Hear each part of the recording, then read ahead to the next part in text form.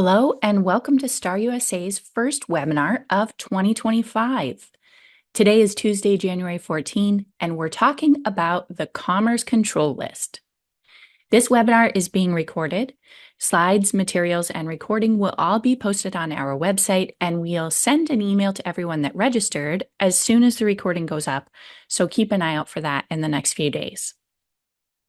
As accreditors are working to accommodate the new Customs Broker Continuing Education program, there's a bit of an implementation gap. So today, we're only able to offer NCB FAA and LCB credits for those who attend live. We're working to resolve that, and we'll keep you posted.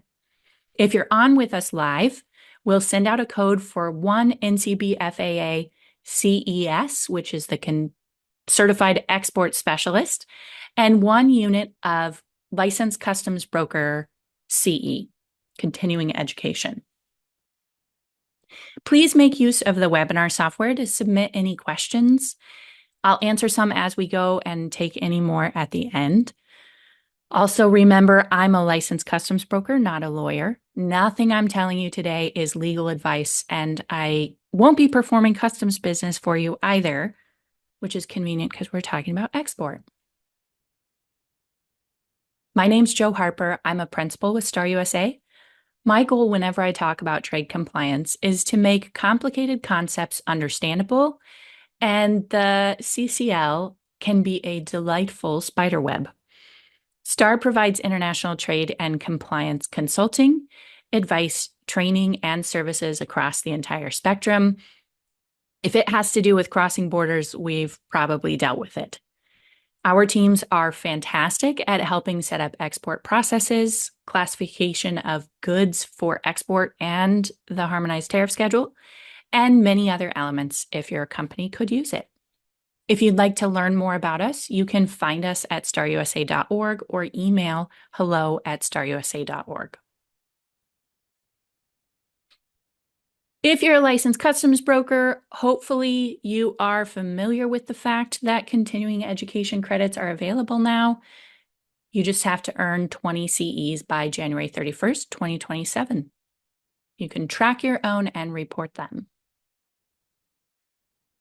We're going to launch our first poll. Polls are anonymous.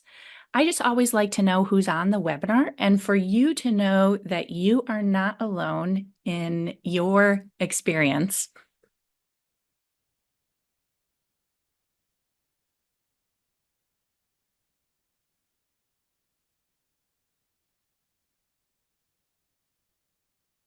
You all are so fast today. It's delightful. All right, 2 more seconds and then I'll end and share.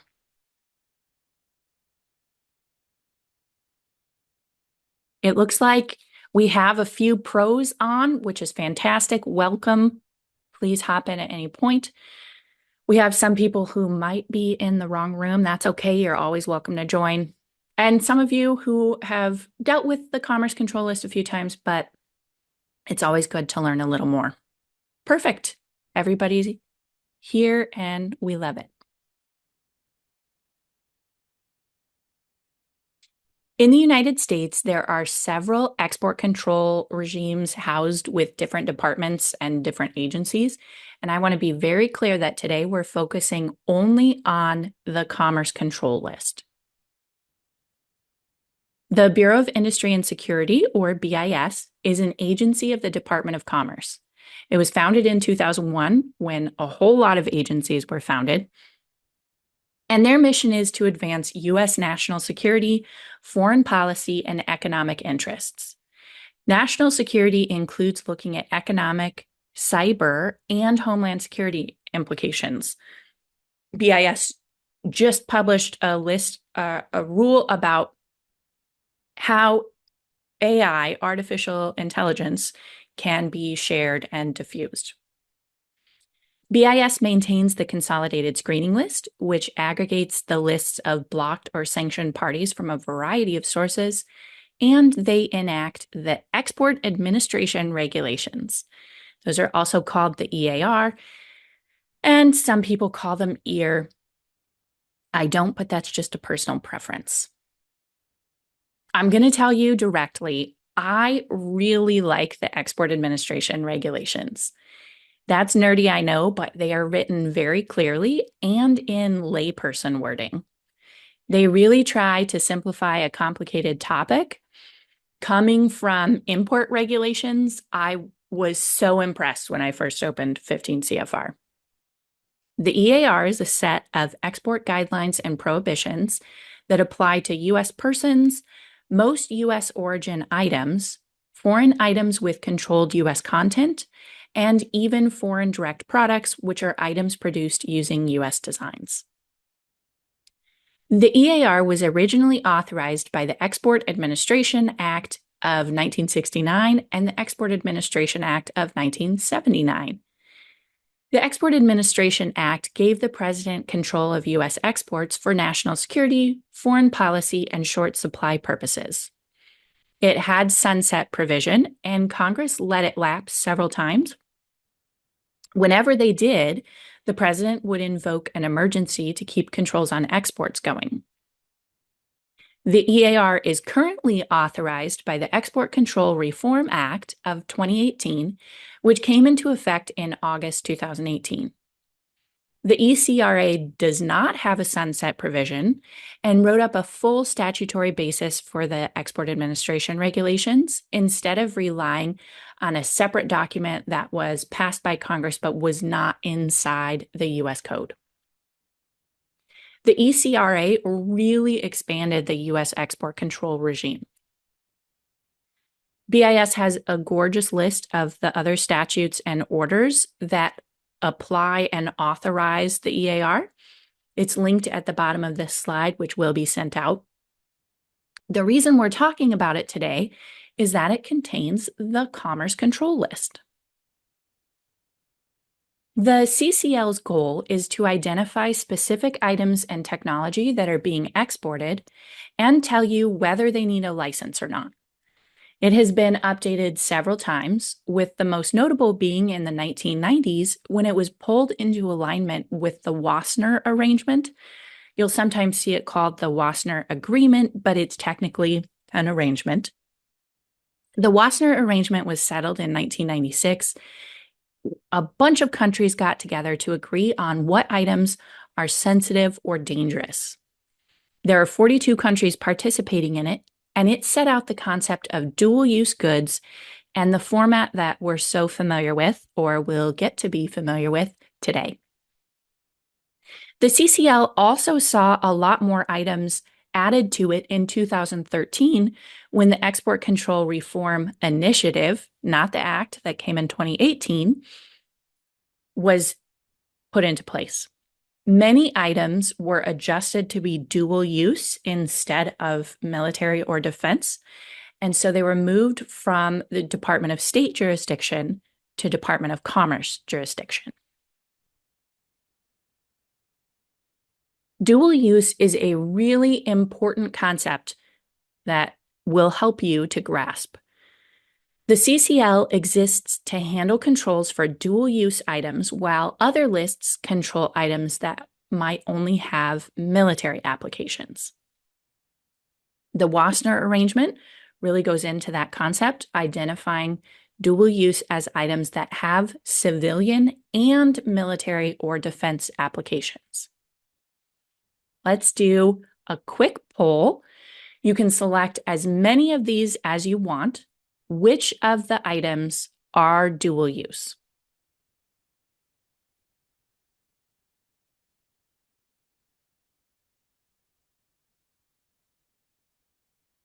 Also, if you came in later, all participants are muted, but you can ask questions at any time using the Q&A feature. I'll answer some as we go if you have them, and take more at the end.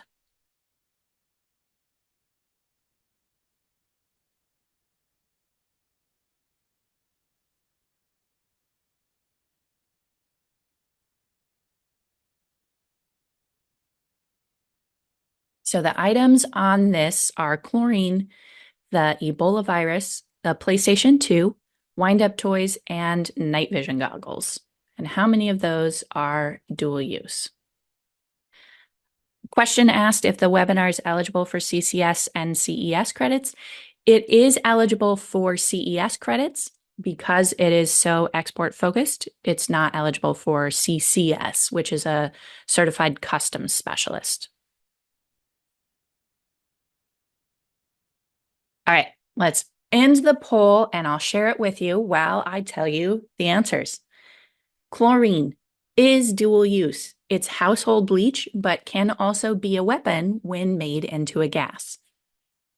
The Ebola virus is used by universities and research facilities to work toward cures and vaccines, but it can also be weaponized. It is on the CCL. Interestingly enough, smallpox virus I did not see on the CCL, but I do see it on the USML. The PlayStation 2, fantastic toy when it first came out, also still high quality, but it has the ability to process high quality images very quickly, which missile guidance systems can implement. So it is controlled by the CCL. Wind-up toys have small clockwork motors, which can be used as bomb fuses. And then finally, night vision goggles are used to film scenes in the dark, but they're also used by military and police forces. And depending on their capability, they might not belong on the Commerce Control List, and they might only belong on the U.S. munitions list, the USML. Most dual-use items, if refined to a certain capability, are controlled by the International Traffic in Arms regulations, implemented by the Directorate of Defense Trade Controls, which is under Department of State, and then they're on the USML.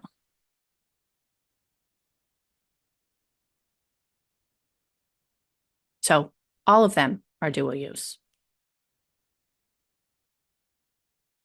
Okay, let's get into the nitty-gritty of the CCL. One of the funky things about it is figuring out what each of the parts are and how to find things.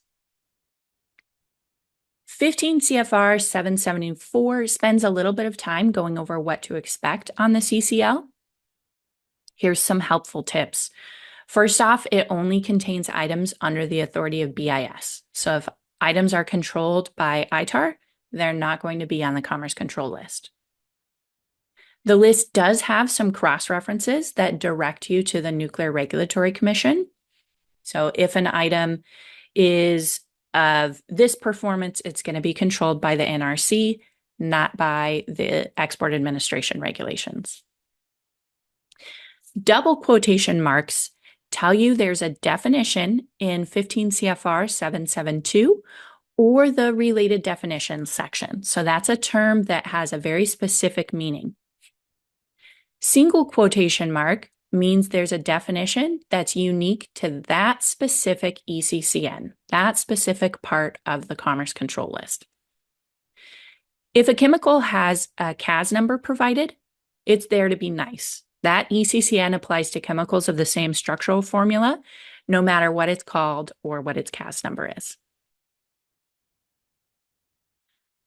Quick poll. How many categories does the CCL have?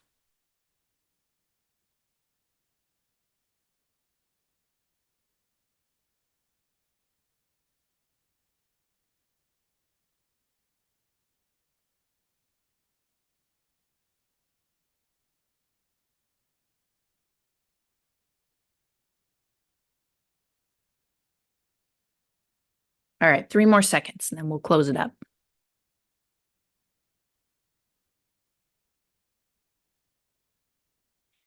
This is a mean poll. The answer, I think, is technically 10, but I always count it as 11 in my head because part 5, category 5, has 2 parts and they're both robust.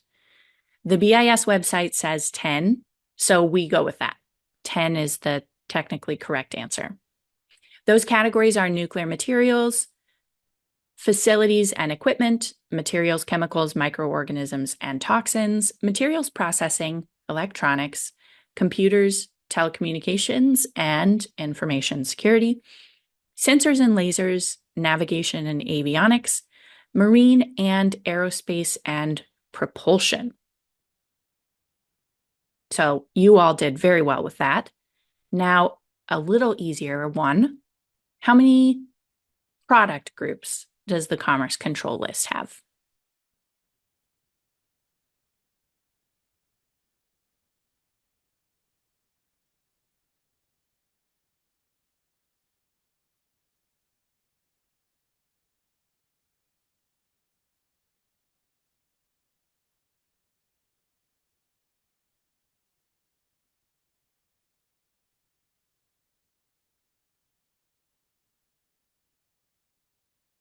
All right. This one has a straightforward answer. Every single category has 5 product groups under it: end items, equipment, accessories, attachments, parts, components, and systems, test, inspection, and production equipment, materials, software, and technology. Not every category and product group combination has ECCNs on it under that element. Some of them are blank. ECCNs, the export control classification number, is made up of the category and product group. We use those to build an ECCN, which is the way that goods are classified for export control under US regulations. The first digit of an ECCN identifies the category. The second character identifies the product group, and the last 3 digits differentiate individual types of controls. This handy image tells you the primary reason that items in that area would be controlled. It's not really helpful to use to build an ECCN, but it is helpful when you take a look at an ECCN to know why it's likely to be controlled. If your good is not specifically enumerated, but it is a dual-use good and not controlled by another agency, then it's classified under the ECCN EAR 99. That's your basket or fallback ECCN. If you're given the ECCN 7A116, you will know or be able to ascertain from looking at it that it is in the category navigation and avionics, the product group of end items, equipment, accessories, attachments, parts, components, and systems. That's product group A. And because it ends in a 100 number, it's most likely going to be controlled for missile technology reasons.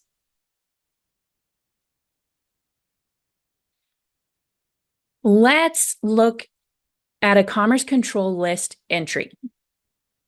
If we're looking at category 4, which is for computers, and we're specifically going to go into the ECCN 4A004 with the suffix B, here are some important parts for it.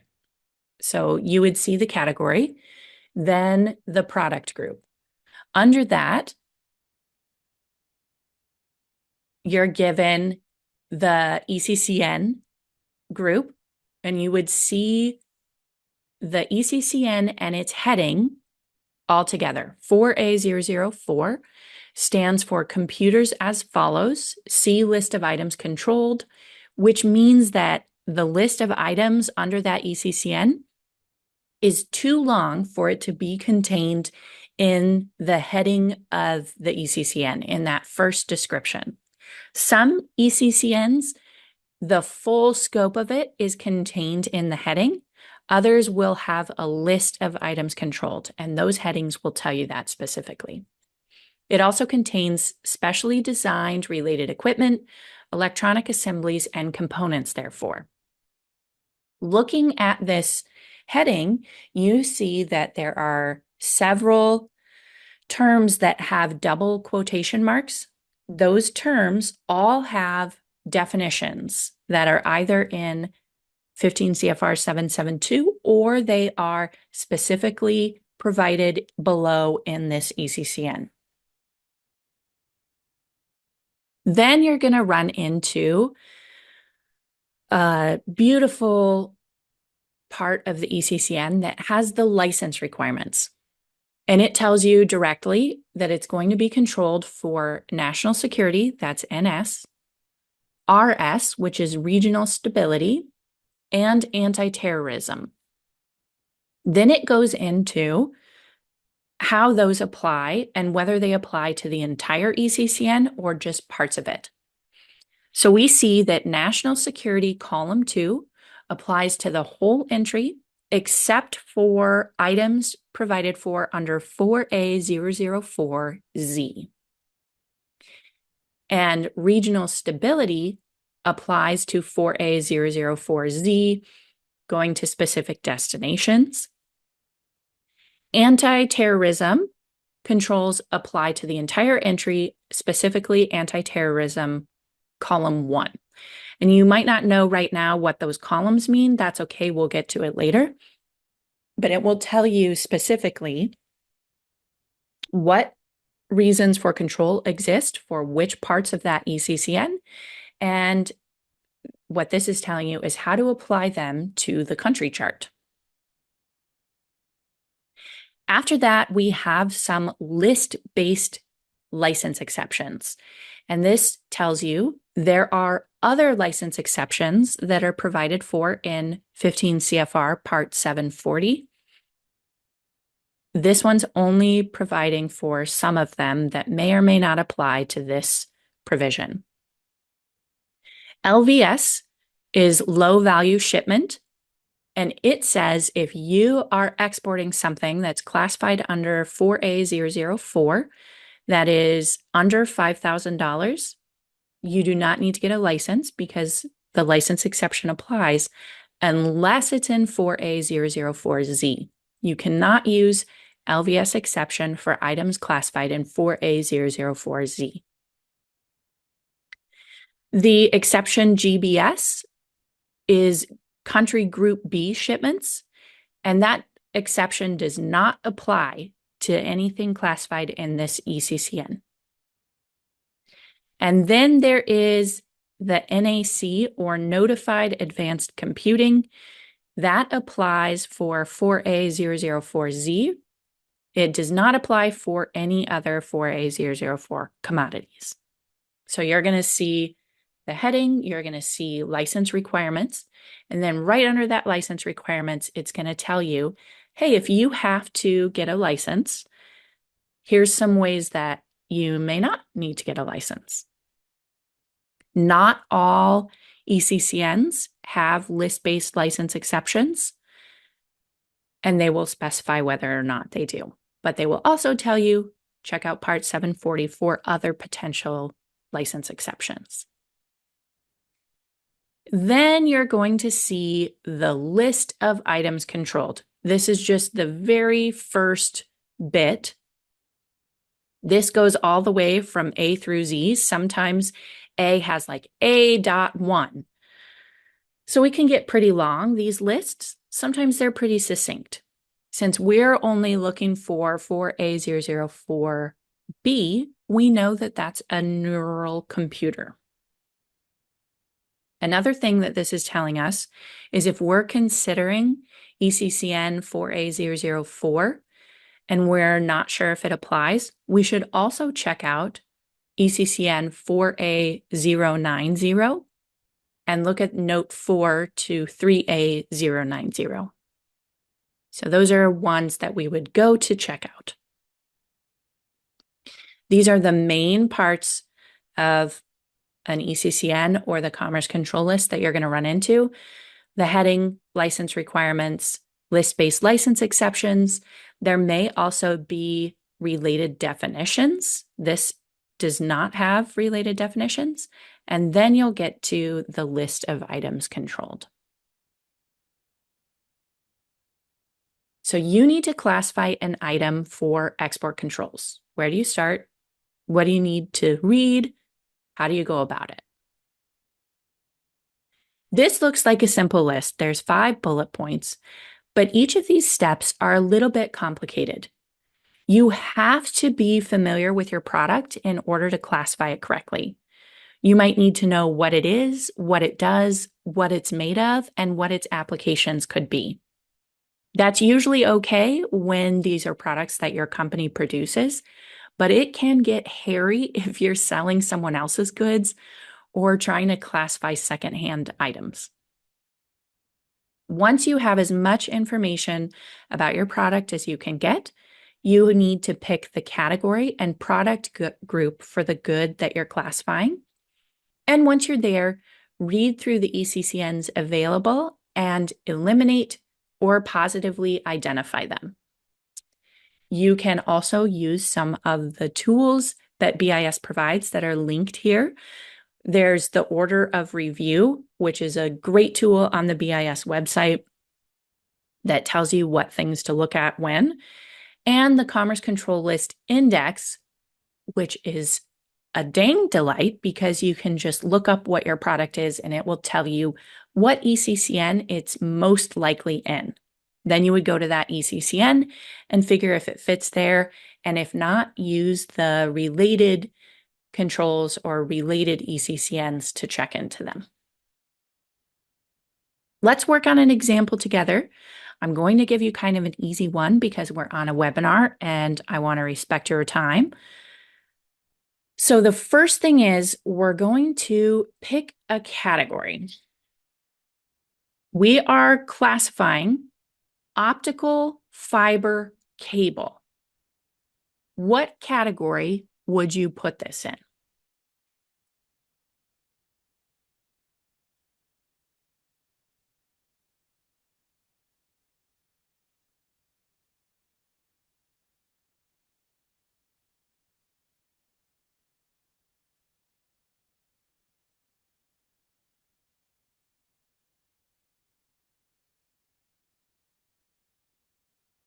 So if you are working for a company that makes optical fiber cables, you probably know how they function, what they're used in. If you don't, you may, like me, need to Google them and figure out what they're for. Are these for I know they're for transmitting information. What kind of information do they transmit? How do they transmit it? What kind of machines are they mostly used with? And the like. So I'm going to end this poll and share your results. Most of you said category 5, which covers telecommunications and information security.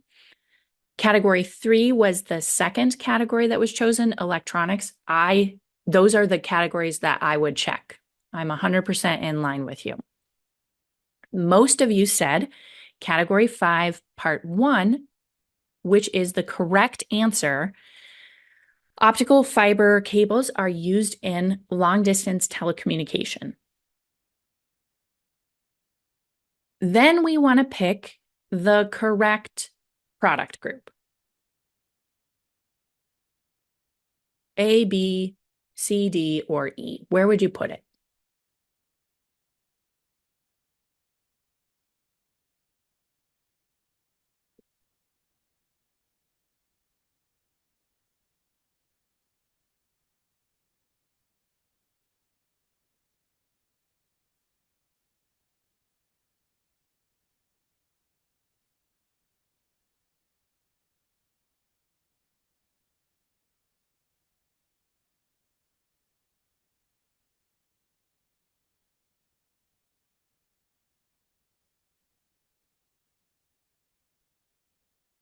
All right, 2 more seconds.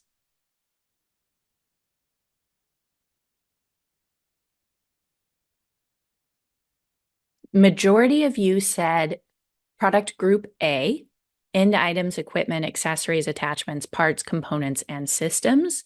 That is the correct answer. This is a part or a component, and product group A would be where it fits.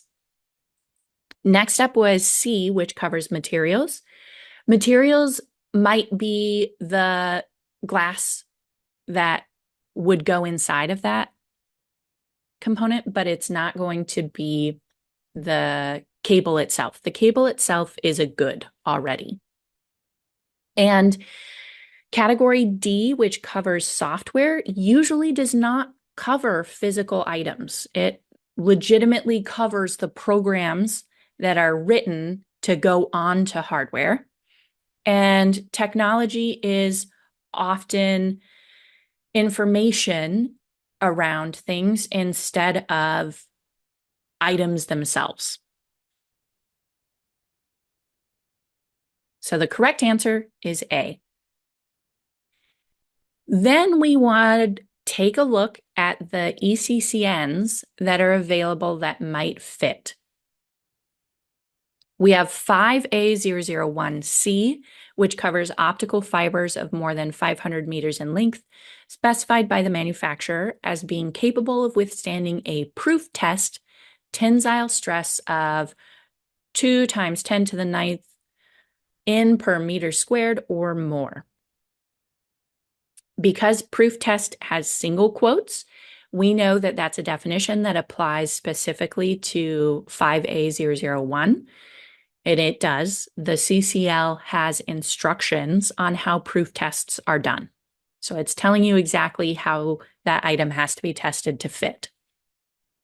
Then we have 5A611, which covers telecommunications equipment and parts, components, accessories, and attachments, specially designed for a military application that are not enumerated in any USML category, are controlled by ECCN 3A611. So it could be in 5A611 or 3A611.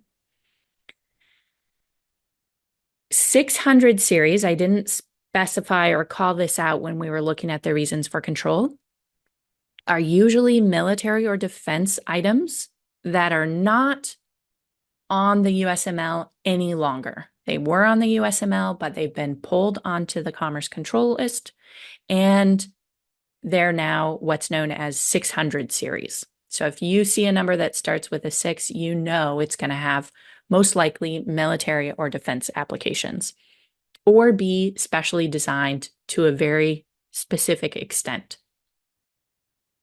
5A991D provides for optical fibers and optical fiber cables of more than 50 meters in length that are designed for single mode operation.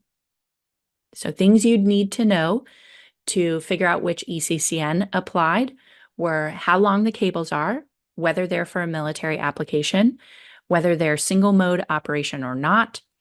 The internet told me that single mode optical fiber is designed to carry only one type of light, one single mode of light, the transverse mode. So it handles longer transmission distance. It's usually used in high-speed, long communication systems, where multi-mode fibers and cables are often used in local area networks. You also want to know if it is specially designed. If we know that it is longer than 500 meters and it wasn't specially designed and it passes that proof test, it's going in 5A001C, which is where the Commerce Control List index tool that BIS provides says it should go. Let's talk a little bit, a very little bit, about specially designed. It has a specific definition that was updated in 2013. It is known as a catch and release. Paragraph A of the specially designed definition catches things, and they might be released by paragraph B. So paragraph A is saying, was the item that you're classifying developed in a way that it exceeds capabilities that a controlled item has? Is it for use with a controlled item? If it is, it's specially designed. Then you move on to paragraph B that asks, is it in an ECCN that doesn't have specially designed and its definition? Has it been ruled EAR 99 before by BIS? If so, not specially designed. Was the item developed for general purpose? Or was it for items only controlled for anti-terrorism reasons? Is it only for use in EAR 99 items? If those are the case, most likely not specially designed. So here's an example: a fuel pump that is for use in aircraft that are only controlled for anti-terrorism reasons is modified by the company that makes it for a military aircraft.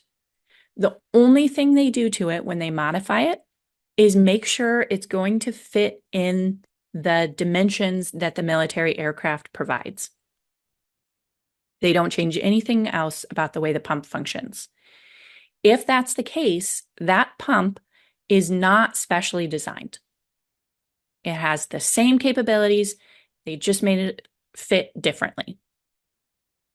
However, if there's that same fuel pump that is adjusted to fit and then made of higher strength materials so it can pump at higher pressure for that military aircraft, and it's not being made that way for the civilian anti-terrorism aircraft, then it would be specially designed. If you deal with specially designed items in your day-to-day, or you will need to deal with it, I highly recommend that you use the tools linked on this slide. There are some slides where BIS put together a presentation on specially designed. There are some case studies, and there's also a decision tool that can be used.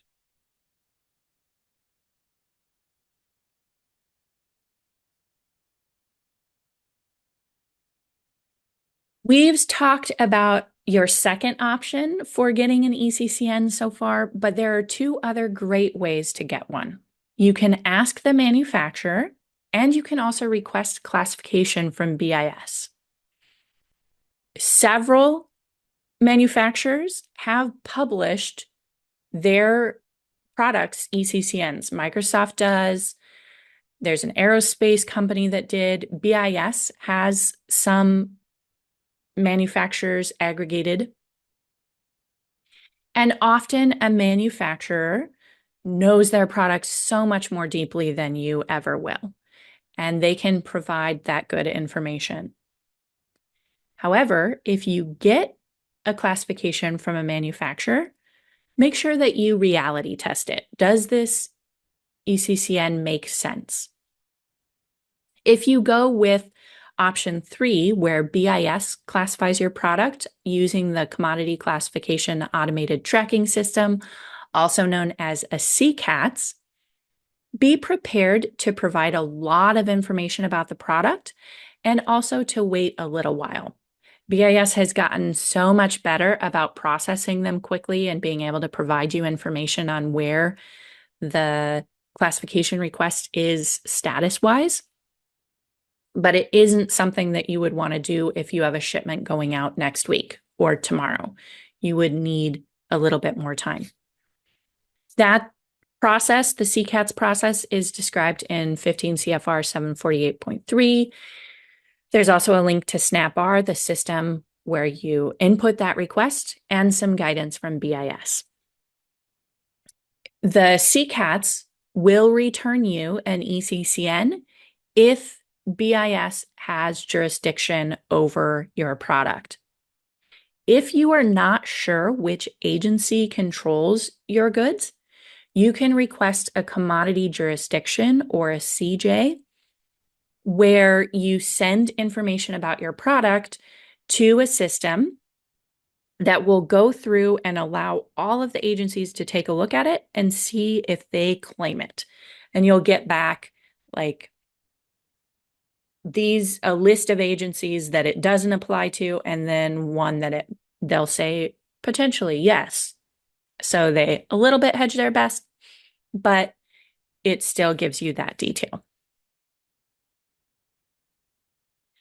We are only going to very briefly touch on export controls so you can see a little bit of the way that the Commerce Control List interacts with the country chart, some of the other controls, and then we're also going to talk about other agencies.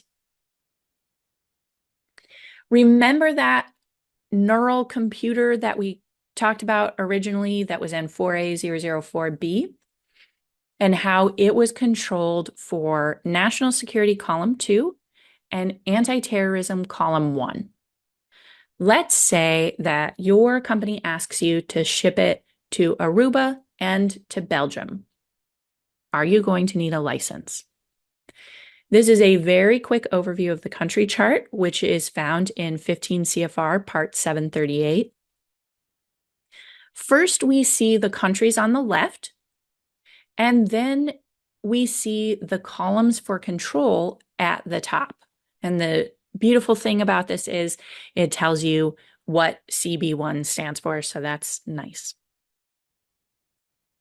If we want to send to Aruba and Belgium, our reasons for control were national security column 2 and anti-terrorism column 1. The way that the country chart works is if there is an X in a box where the lines intersect, like on Aruba and national security column 2, then your good requires a license unless exceptions are available. Since Belgium doesn't have an X in the box for any of them, sending that neural computer to Belgium would not require a license unless the party or entity that you are shipping to is controlled. So you would also need to do a restricted party screening where you check and see if this entity that you're working with is controlled. So anti-terrorism column 1, all clear. National security column 2, clear for Belgium. Concerning for Aruba. If you want more on information about licensing, I link a webinar on licensing and controls. For this one, we're specifically digging into the Commerce Control List a little bit. There are controls such as short supply that you might run into that aren't called out on the Commerce Control List. Don't forget about the general prohibitions. Don't forget about the destination or the end user. Then, if your good does require a license, you might be able to find a license exception listed in 15 CFR Part 740. Also, keep in mind, there can be agencies that are not the Bureau of Industry and Security that you should keep an eye on, like the Nuclear Regulatory Commission, which often gets called out in the ECCN, the Office of Foreign Asset Control, or OFAC, and the Directorate of Defense Trade Controls, the DDTC. They administer ITAR. All of the EAR is much broader than the Commerce Control List, but I wanted you to have an idea of the way that the Commerce Control List looks. So when you look at a wall of text, you can break it down into its constituent parts and not be overwhelmed by it. And also so that you can go back and forth between the other controls that are recommended to review and the definitions area. Back when I had a paper CCL, I would have just tabs sticking out all over the place when I was trying to look at something and flipping back and forth. It's a little easier now that it's electronic. You can instead have multiple tabs open in your browser when you're looking at it. We really are glad that you could join us. Ask any questions. I know there's a couple in there that I'm going to take in a minute. If you attended live, we'll send the slides and materials out in the next few days. If you're watching on YouTube, they're linked in the description below. And I've included a few webinars that you might find helpful if you want to learn more about the topics.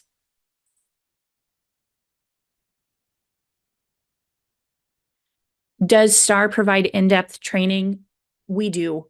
We work with a lot of companies to put together decision trees for their products on which ECCNs might apply and what elements their engineering departments should keep an eye on when they are creating new versions of the products.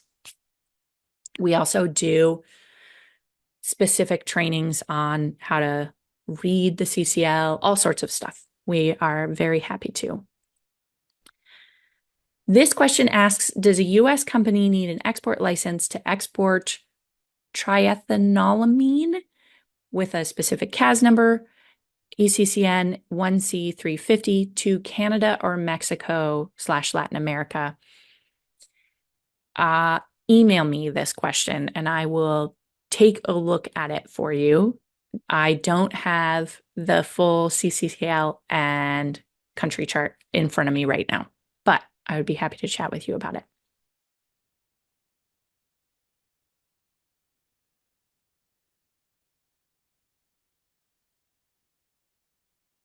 All right. If you watched live and you have a certified export specialist with the NCBFAA, or you are a licensed customs broker and you would like your continuing education credit, here is your code. Happy January. If you are interested in the CES, you can learn more about it with the NCBFAA. It is a very cool program. And then let me see. Any more questions? Does the full ECCN with extensions get reported or only the 5 digits? I usually report the full ECCN, and at least you want to keep it internally so that you know specifically what it is. Some ECCNs do not require the full extension, while others do require you to put it. If you are entering in for the EEI, usually they will only take those 5 characters, but internally you should know all of them so you're fully aware. And sometimes if you are proving things to BIS, you need to report it at that time. When classifying a product, do you look at all the components and materials or just classify the parent item? For example, a household appliance that contains part of stainless steel and integrated circuits that may be listed in the CCL. Generally, you are classifying the main item, but if your item is super fancy, like maybe it's an AI refrigerator, you may want to consider some of those other elements on the control panel in addition to just classifying it as a refrigerator. If it has capabilities that exist beyond the refrigerator that we generally think of, then you would look at other considerations. Got a question about software toolkits? Email that one to me and I will take a look at that one. You can send that to train@starusa.org. Same question, same response about paint for 1A607F. Email that to me and I will answer it there. All right, everybody, have a fantastic rest of your week. Happy January, and we will see you later.